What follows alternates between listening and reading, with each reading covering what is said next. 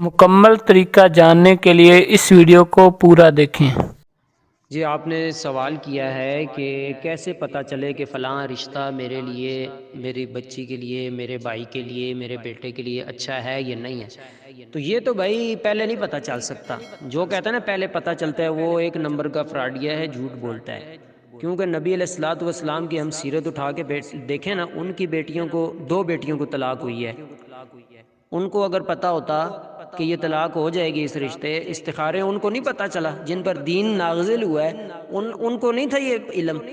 جو آج کل ہم لوگ دعوے کر رہے ہیں جی رشتہ میں کرنے سے پہلے جو ہے نا پتہ نہیں کیا کیا ہیں جی، فال نکالنے، اور یہ چیزیں تو گناہ ہیں، اسلام میں ہے ہی نہیں.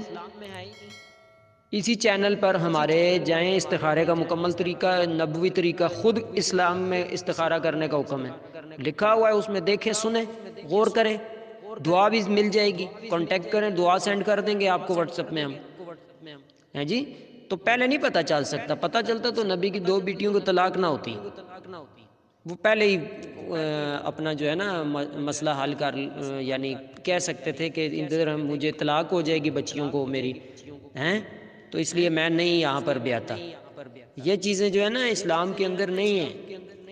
نبی کو پڑھیں، نبی کو فالو کریں.